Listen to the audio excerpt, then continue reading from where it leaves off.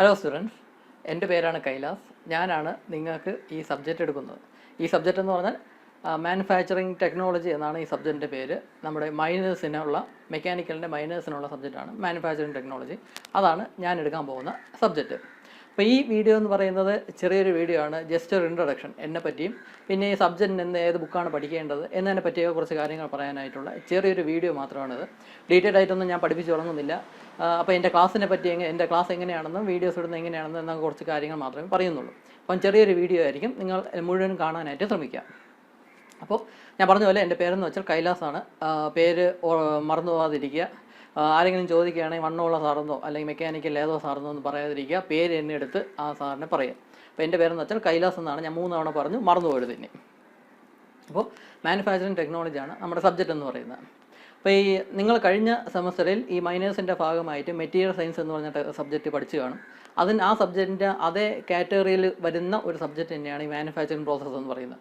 അതായത് ഇപ്പോൾ പറഞ്ഞു വരികയാണെങ്കിൽ പഠിക്കാനുള്ള ബുദ്ധിമുട്ട് ആ ഒരു ലെവൽ നോക്കുകയാണെങ്കിലും ഈ മെറ്റീരിയൽ സയൻസിൻ്റെ ഏകദേശം അതേ റേഞ്ചിൽ തന്നെയാണ് മാനുഫാക്ചറിങ് പ്രോസസ്സ് എന്ന് പറയുന്നത്, അല്ലെങ്കിൽ മാനുഫാക്ചറിങ് ടെക്നോളജി എന്ന് പറയുന്ന ഈ സബ്ജക്റ്റും. ഞാൻ പഠിക്കുന്ന കാലത്ത് ഈ സെമസ്റ്റർ എനിക്കതൊരു കോർ പേപ്പറായിരുന്നു. മെക്കാനിക്കൽ ആർക്കൊരു കോർ പേപ്പറാണ് ഈ മാനുഫാക്ചറിങ് ടെക്നോളജി എന്ന് പറയുന്ന സബ്ജക്റ്റ്. അപ്പം ഞാൻ പഠിച്ചിരുന്ന സമയത്ത് ആ സെമസ്റ്ററിൽ തന്നെ ഏറ്റവും കൂടുതൽ മാർക്ക് എനിക്ക് കിട്ടിയത് ഈ സബ്ജക്റ്റാണ്. അപ്പം തന്നെ മനസ്സിലാവുമല്ലോ, പഠിക്കാൻ കുറച്ച് ഈസി ആയിട്ടുള്ള സബ്ജക്റ്റാണ് ഈ മാനുഫാക്ചറിങ് ടെക്നോളജി എന്ന വിഷയം. അപ്പം അധികം പ്രോബ്ലംസ് ഒന്നുമില്ല. ആക്ച്വലി തിയറിറ്റിക്കലായിട്ടുള്ള ഒരു പേപ്പറാണ്. അപ്പം എഴുതാനും പിന്നെ ഒരുപാട് ഫിഗേഴ്സൊക്കെ വരയ്ക്കേണ്ടി വരും. ഓരോ ക്വസ്റ്റിനും ഓരോ 10 മാർക്സിൻ്റെ ക്വസ്റ്റിനും ഫിഗർ വരയ്ക്കേണ്ടി വരും. അതുപോലെ തന്നെ 3 or 4 മാർക്സിൻ്റെ ക്വസ്റ്റിനും ഒക്കെ ഫിഗർ വരയ്ക്കേണ്ടതായിട്ട് വരും. അങ്ങനെ ഫിഗർ വരച്ച് കാര്യങ്ങൾ എന്താണെന്ന് എക്സ്പ്ലെയിൻ ചെയ്യാൻ പറ്റുന്ന രീതിയിലുള്ള ഒരു സബ്ജക്റ്റാണ് മാനുഫാക്ചറിങ് ടെക്നോളജി എന്ന് പറയുന്നത്. അപ്പം ഈസി ആയിട്ടുള്ള സബ്ജക്റ്റാണ്, നിങ്ങൾക്ക് ഈസി ആയിട്ട് പഠിച്ചെടുക്കാനായിട്ട് സാധിക്കും.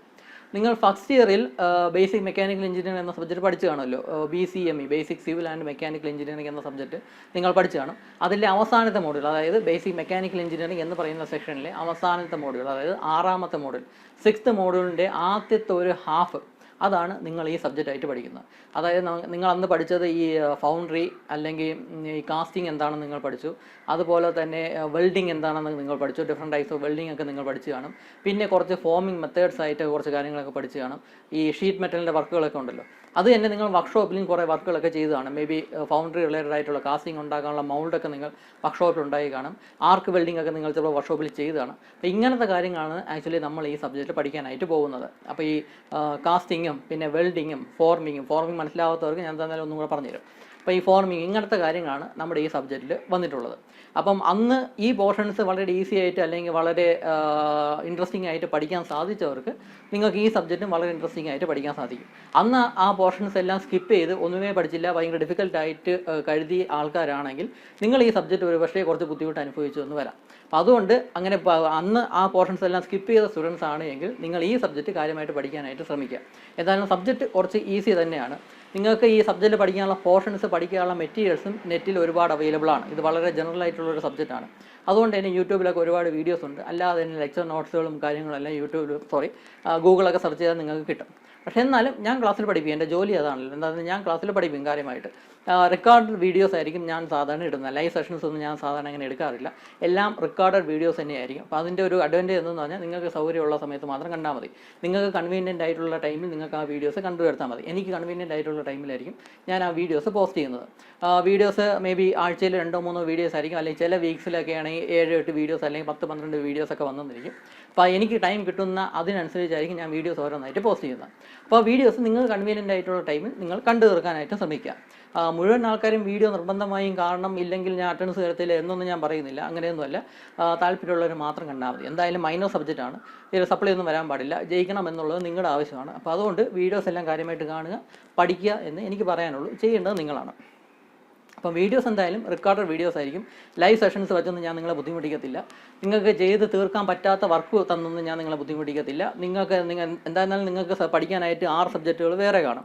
അതിൻ്റെ കൂടെ ഒരു അഡീഷണൽ ആയിട്ടുള്ള സബ്ജക്റ്റാണ് നമ്മുടെ ഈ സബ്ജക്റ്റ് പഠിക്കുന്നത്. അപ്പോൾ എന്നാൽ കഴിയുന്ന രീതിയിൽ മാക്സിമം വർക്കിലോട് കുറച്ച് തരാനായിട്ട് ഞാൻ ശ്രമിക്കാം.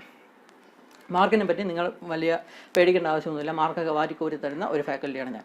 അപ്പോൾ എൻ്റെ ഭാഗത്ത് നിന്ന് നിങ്ങൾക്ക് മാർക്ക് സ്കോർ ചെയ്യാൻ വേണ്ടിയുള്ള എല്ലാ കാര്യങ്ങളും ഞാൻ ചെയ്യും. കാര്യമായിട്ട് പഠിപ്പിക്കുമെന്ന് എനിക്ക് ഒരു വിശ്വാസമുണ്ട്, കാര്യമായിട്ട് പഠിപ്പിക്കാൻ പറ്റുമെന്ന്. അപ്പോൾ എന്താണെന്നാലും ഞാൻ വീഡിയോസൊക്കെ ഇടും. അപ്പോൾ കാര്യമായിട്ട് നിങ്ങൾക്ക് പഠിക്കാനായിട്ട് സാധിക്കും. അതല്ല അഡീഷണൽ ആയിട്ടുള്ള മെറ്റീരിയൽസ് എന്ത് വേണമെങ്കിൽ നിങ്ങൾക്ക് കാര്യമായിട്ട് എൻ്റെ അടുത്ത് ചോദിക്കുകയും ചെയ്യും. ഞാൻ തരുന്ന പോരാഞ്ഞിട്ട് വേറെ അഡീഷണൽ ആയിട്ടുള്ള മെറ്റീരിയൽസ് വേണമെങ്കിൽ എന്നോട് ചോദിക്കാൻ ഞാൻ തരാം. അല്ലാതെ തന്നെ ഞാൻ തന്നെ കുറേ മെറ്റീരിയൽസ് തരും. പിന്നെ നമ്മുടെ ഈ സബ്ജക്റ്റിന് പഠിക്കാനുള്ള അല്ലെങ്കിൽ വാങ്ങിക്കാനുള്ള ബുക്ക് ഏതാണെന്ന് പറഞ്ഞാൽ നമ്മുടെ സിലബസിൽ കൽപക് ജിയാൻ എന്ന് പറഞ്ഞൊരു ഓതർ എഴുതിയിട്ടുള്ള ബുക്ക് കൊടുത്തിട്ടുണ്ട്. അപ്പോൾ ആ ബുക്കാണ് ആക്ച്വലി റെഫറൻസ് ടെക്സ്റ്റ് ബുക്കായിട്ട് അല്ലെങ്കിൽ സ്റ്റാൻഡേർഡ് ടെക്സ്റ്റ് ബുക്കായിട്ടൊക്കെ സിലബസിൽ പറയുന്ന ബുക്ക് എന്ന് പറഞ്ഞാൽ ഈ കൽപക് ജിയാൻ്റെ ഒരു ബുക്കാണ്. അപ്പോൾ ഈ ബുക്ക് എന്ന് പറഞ്ഞാൽ വളരെ കോസ്റ്റ്ലി ആയിട്ടുള്ള ബുക്കാണ്. എനിക്ക് ഒന്ന് ക്ലോസ് ടു 1000 rupees എന്തോ വരും ആ ബുക്കിന്. ആ ബുക്ക് വാങ്ങിക്കേണ്ട ആവശ്യമില്ല, കാരണം അതിൻ്റെ ഈ ബുക്ക് നെറ്റിൽ അവൈലബിൾ ആണ്. ഫ്രീ ആയിട്ട് നിങ്ങൾക്ക് ഡൗൺലോഡ് ചെയ്തെടുക്കാം, അല്ലെങ്കിൽ ഞാൻ തന്നെ പോസ്റ്റ് ചെയ്യാം. നമ്മുടെ ക്ലാസ് റൂമിലോ ഗൂഗിൾ ക്ലാസ് റൂമിലോ എല്ലാം അതിൻ്റെ PDF ഞാൻ പോസ്റ്റ് ചെയ്യാം. അപ്പം അതാണ് ആക്ച്വലായിട്ടുള്ള റെഫറൻസ് ബുക്ക് എന്ന് പറഞ്ഞാൽ ആക്ച്വലായിട്ടുള്ള ടെക്സ്റ്റ് ബുക്ക് എന്ന് പറയുന്നത്. അത് ബേസ് ചെയ്താണ് നമ്മുടെ സിലബസ് ഒക്കെ ഉണ്ടാക്കിയിരിക്കുന്നത്. കൽപക് ജിയാൻ ഹാർഡ് കോപ്പി എൻ്റെ ഇല്ല. അപ്പോൾ അതിൻ്റെ PDF എന്തായാലും അവൈലബിൾ ആണ്, നിങ്ങൾക്ക് അത് വെച്ച് പഠിക്കാമെന്നുള്ളതേ ഉള്ളൂ. പക്ഷേ ഈ ടെക്സ്റ്റ് ബുക്കിൻ്റെ ഒരു കുഴപ്പം എന്തെന്ന് വെച്ചാൽ അത് ആക്ച്വലി ഈ എക്സാമിന് മാർക്ക് സ്കോർ ചെയ്യാൻ പറ്റുന്ന രീതിയിലല്ല ടെക്സ്റ്റ് ബുക്ക് എഴുതിയിരിക്കുന്നത്. കാര്യമായിട്ട് കാര്യങ്ങളെല്ലാം പറഞ്ഞിട്ടുണ്ട്, എന്തൊക്കെയാണ് പ്രോസസ്സ് എന്നും കാര്യങ്ങളെന്നൊക്കെ വളരെ ഡീറ്റെയിൽ ആയിട്ട് കൊടുത്തിട്ടുണ്ട്. ഇഷ്ടംപോലെ ഫിഗേഴ്സ് ഒക്കെ കൊടുത്തിട്ടുണ്ട്. പക്ഷേ ഈ ഫിഗേഴ്സിൻ്റെ കുഴപ്പം എന്തെന്ന് വെച്ചാൽ ഒന്നുകിൽ ആ ഫിഗേഴ്സ് വളരെ കോംപ്ലിക്കേറ്റഡ് ആയിട്ടുള്ള ഫിഗേഴ്സ് ആയിരിക്കും, എക്സാമിന് നമുക്ക് സമയം കിട്ടത്തില്ല അത്രയും വരച്ച് തീർക്കാനായിട്ട്. അതല്ലെങ്കിൽ വളരെ വേഗമായിട്ടുള്ള വളരെ റഫായിട്ടുള്ള ഫിഗേഴ്സ് ആയിരിക്കും അതിലുള്ള. ഈ രണ്ട് കാറ്റഗറിയിലുള്ള ഫിഗേഴ്സാണ് കൊടുത്തിട്ടുള്ളത്. ഒന്നീ വളരെ റഫായിട്ടുള്ള കോംപ്ലിക്കേറ്റഡ് ആയിട്ടുള്ള ഫിഗേഴ്സ് ആയിരിക്കും, അല്ലെങ്കിൽ വളരെ റഫായിട്ടുള്ള വളരെ വേഗമായിട്ടുള്ള ഫിഗേഴ്സും ആയിരിക്കും. അപ്പോൾ ഈ രണ്ട് ടൈപ്പ് ഓഫ് ഫിഗേഴ്സ് അല്ല നമ്മൾ വരയ്ക്കേണ്ടത്. നമ്മൾ കുറച്ചും കൂടെ കാര്യമായിട്ടുള്ള നല്ല രീതിയിലുള്ള ഫിഗേഴ്സാണ് നമ്മൾ വരയ്ക്കേണ്ടത്. അപ്പോൾ ഇങ്ങനത്തെ ഫിഗേഴ്സ് ഒന്നും ഈ കൽപക് ജിയാൻ്റെ ടെക്സ്റ്റ് ബുക്കിലില്ല.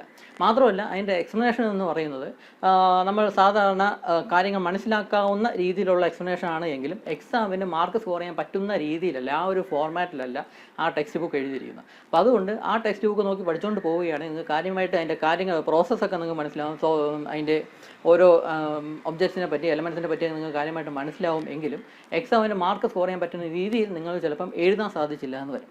അതുകൊണ്ട് സാധാരണ ഞാൻ ആ ബുക്ക് വച്ചല്ല ആക്ച്വലി ഞാൻ പഠിച്ചിരുന്ന കാലത്തും പഠിച്ചത്. എൻ്റെ ആ ബുക്ക് ഉണ്ടായിരുന്നു, ലൈബ്രറിയിൽ നിന്ന് ആ ബുക്ക് ഉണ്ടായിരുന്നെങ്കിൽ ഞാൻ തുറന്ന് നോക്കിയിട്ടില്ല. കാരണം അത് കണ്ടാൽ നമുക്ക് അത്ര പഠിച്ച് മാർക്ക് സ്കോർ ചെയ്യാൻ പറ്റുന്ന രീതിയിലല്ല അത് എഴുതിയിരിക്കുന്നത്. കാരണം നമുക്ക് ആ ടെക്സ്റ്റ് ബുക്ക് തുറന്ന് നോക്കുമ്പോഴേ നമുക്ക് മനസ്സിലാവും. അതുകൊണ്ട് നമ്മൾ വേറെ ഏതെങ്കിലും ടെക്സ്റ്റ് ബുക്ക് ആയിരിക്കും നമ്മൾ ഉപയോഗിക്കുന്നത്. അപ്പോൾ എന്തായാലും കൽപക് ജിയാൻ്റെ PDF എന്തായാലും നിങ്ങൾക്ക് അവൈലബിൾ ആണ്, നെറ്റിൽ ഫ്രീ ആയിട്ട് അവൈലബിൾ ആണ്. അത് വാങ്ങിച്ചാൽ മതി, അല്ലാതെ ടെക്സ്റ്റ് ബുക്ക് വാങ്ങിക്കേണ്ട ആവശ്യമില്ല. സെക്കൻഡ് ഹാൻഡ് കിട്ടിയാൽ പോലും ഈ കൽപക് ജിയാൻ്റെ ടെക്സ്റ്റ് ബുക്ക് വാങ്ങിക്കേണ്ട ആവശ്യമില്ല. അതല്ല നിർബന്ധമായിട്ട് ആ ടെക്സ്റ്റ് വെച്ച് പഠിക്കണം എന്നുള്ളത് തീർച്ചയായും ആ ടെക്സ്റ്റ് ബുക്ക് വെച്ച് പഠിക്കാം. അതല്ലാതെ നമുക്ക് ഈ സബ്ജക്റ്റിൽ ഈസി ആയിട്ട് പഠിക്കാൻ പറ്റുന്ന 1-2 ടെക്സ്റ്റ് ബുക്കുകൾ ഞാനിപ്പം കാണിക്കാം. അതിലാദ്യത്താണ് ഈ production technology by OP Khanna എന്ന് പറയുന്ന ബുക്ക്. നിങ്ങൾക്ക് നേരെ കാണാൻ പറ്റുന്നുണ്ടോ? Production technology by OP Khanna എന്നാണ് ബുക്കിൻ്റെ പേര്. ഈ ബുക്ക് ആക്ച്വലി ഞാൻ BTechന് പഠിച്ചപ്പോൾ വാങ്ങിച്ച ബുക്കാണ്. ഈ ബുക്ക് വെച്ചിട്ടാണ് ഞാൻ പഠിച്ചത്. അപ്പോൾ ഈ മേ ബി ഇതിൻ്റെ പുതിയ എഡിഷൻ എന്ന് പറഞ്ഞാൽ വേറെ കവറൊക്കെ കാര്യങ്ങൾ ഡിസൈനൊക്കെ വേറെ ആയിരിക്കും പുതിയ എഡിഷൻ എന്ന് പറഞ്ഞാൽ. ഈ പുതിയ എഡിഷൻ തന്നെ വേണമെന്നില്ല, സംഭവം എല്ലാം ഒന്ന് തന്നെയാണ്. പഴയ എഡിഷൻ ആയിരുന്നാൽ പുതിയ എഡിഷൻ ആയിരുന്നാൽ കാര്യങ്ങളൊക്കെ ഒന്ന് തന്നെയാണ്, സെയിം ഫിഗേഴ്സും പോയിൻറ്സും ഒക്കെ തന്നെയാണ്. അപ്പോൾ ഈ ബുക്ക് വേണമെങ്കിൽ വാങ്ങിക്കും, അല്ലെങ്കിൽ ലൈബ്രറിയിൽ നിന്ന് എടുക്കാം. ഇതിൻ്റെ PDF കിട്ടുമെന്ന് എനിക്ക് തോന്നുന്നില്ല, ഇത് ജസ്റ്റ് ലോക്കൽ ഓതറിൻ്റെയാണ്. PDF കിട്ടുമെന്നുള്ള കാര്യം ഡൗട്ടാണ്. അപ്പം production technology by OP Khanna എന്ന ബുക്ക് നിങ്ങൾക്ക് വാങ്ങിക്കാം. അതല്ല എങ്കിൽ ഈ ഒരു ബുക്കുണ്ട്. ഇത് കുറച്ചും കൂടെ വലിയ ബുക്കാണെന്ന് വേണമെങ്കിൽ പറയാം. മാനുഫാക്ചറിങ് ടെക്നോളജി ബ്രാക്കറ്റിൽ മാനുഫാക്ചറിങ് ടെക്നോളജി അല്ലെങ്കിൽ manufacturing process by RK Rajput എന്ന ഓർഡർ. ഇത് നല്ലൊരു ബുക്കാണ്. ഇത് നിങ്ങൾക്ക് വേണമെങ്കിൽ വാങ്ങിക്കാം. എനിക്കൊന്ന് ലേറ്റസ്റ്റ് എഡിഷൻ തന്നെ ഇതാണെന്ന് തോന്നുന്നു.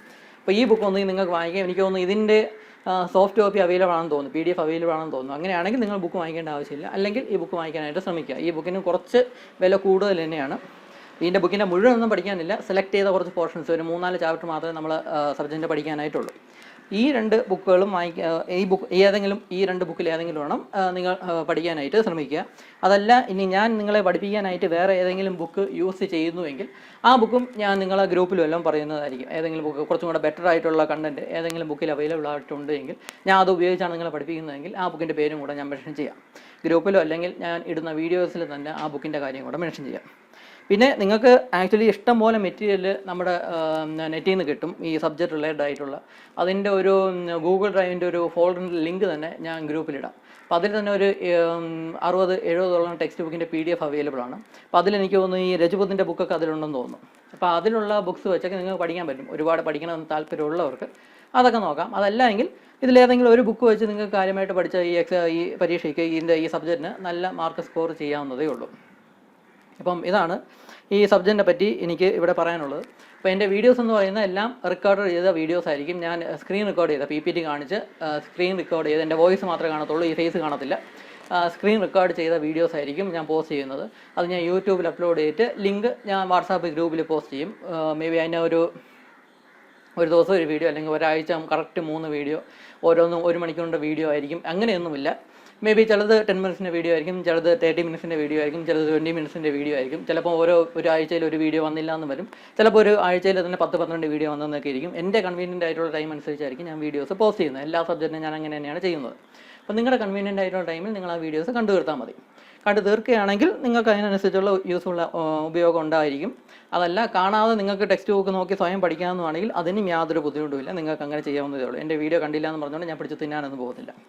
അപ്പം ഇത്രയേ ഉള്ളൂ എനിക്ക് ആക്ച്വലി പറയാനായിട്ട്. ഇനി നമ്മുടെ സിലബസിൽ ഓരോ മോഡ്യൂളിലും എന്തൊക്കെയാണ് പഠിക്കാനുള്ളത് എന്നതിനെ പറ്റിയൊരു ഇൻട്രൊഡക്ഷൻ വീഡിയോയും കൂടെ ഞാൻ ഇടാം. അത് നമ്മുടെ പഠിക്കാനുള്ള പോർഷൻ്റെ ആദ്യത്തെ വീഡിയോയിലായിരിക്കും ഇടുന്നത്. അതെന്താണെന്നല്ല അടുത്ത വീഡിയോയിലായിരിക്കും. അപ്പം ഈ ഇൻട്രൊഡക്ഷൻ വീഡിയോ എന്ന് പറയുന്നത് ഫേസ് ടു ഫേസ് വരുന്ന ഈ ഒരു ഇൻട്രൊഡക്ഷൻ വീഡിയോ എന്ന് പറഞ്ഞാൽ ഇത് മാത്രമേ ഉള്ളൂ. പിന്നെ എന്ത് ഡൗട്ട് ഉണ്ടെങ്കിലും എന്നോട് ചോദിക്കാം. ഞാൻ തന്നെ പിടിച്ച് തിന്നെയൊന്നുമില്ല. എന്ത് ഡൗട്ട് വേണോ എന്നോട് ചോദിക്കാം, സബ്ജക്റ്റ് റിലേറ്റഡ് ആയിട്ടുള്ള. അല്ലാതെ നിങ്ങളുടെ ബ്രാഞ്ചിലുള്ള ഓരോ സബ്ജക്റ്റിൻ്റെ ഡൗട്ടൊന്നും എൻ്റെ അടുത്ത് ചോദിക്കില്ല, അതൊന്നും എനിക്കറിയത്തില്ല.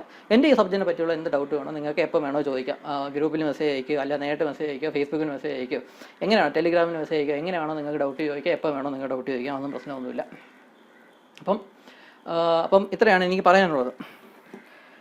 നമ്മുടെ കോളേജിൽ എന്നെപ്പോലെ ഒരാൾ നടന്നു പോകുന്നത് നിങ്ങൾ നേരിട്ട് കണ്ടു കാണുമല്ലോ അല്ലേ? മുമ്പൊക്കെ റെഗുലർ ക്ലാസ് കൊണ്ട സമയത്ത് എന്നെപ്പോലെ ഒരാൾ നടന്നു പോകുന്നത് കണ്ടിട്ടുണ്ടല്ലോ അല്ലേ? ചുമ്മാ പറഞ്ഞതേ ഉള്ളൂ. നിങ്ങൾ S4 ആണല്ലോ. S4 മെക്കാനിക്കലിനൊക്കെ ഞാൻ ഫസ്റ്റ് ഇയറിൽ ഞാൻ അവന്മാരെ പഠിപ്പിച്ചിട്ടുണ്ട്. അപ്പം ഫ്രണ്ട്സൊക്കെ ഉണ്ടെങ്കിൽ ചോദിക്കാം എന്നെപ്പറ്റി എന്താ നല്ല ഒപ്പീനിയൻ മാത്രമേ അങ്ങനെ പറയാറുള്ളൂ. അങ്ങനെ ശല്യമൊന്നും ചെയ്യുന്നൊരു ഫാക്കൽറ്റി അല്ല. അപ്പോൾ അതുകൊണ്ട് നിങ്ങൾക്ക് വലിയ ബുദ്ധിമുട്ടുണ്ടാക്കാതെ തന്നെ ഞാൻ പഠിപ്പിച്ച് ഈ സബ്ജക്റ്റ് തീർക്കാനായിട്ട് നോക്കാം. അത്രയേ ഉള്ളൂ.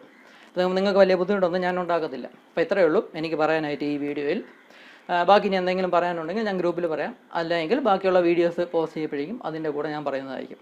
അപ്പോൾ ഇത്രയേ ഉള്ളൂ. ഇനി എന്തെങ്കിലും ഡൗട്ട് ഉണ്ടെങ്കിൽ നിങ്ങൾക്ക് എന്നോട് നേരിട്ട് ചോദിക്കാം, അല്ലെങ്കിൽ ഗ്രൂപ്പിൽ മെസ്സേജ് അയക്കുകയും ചെയ്യാം.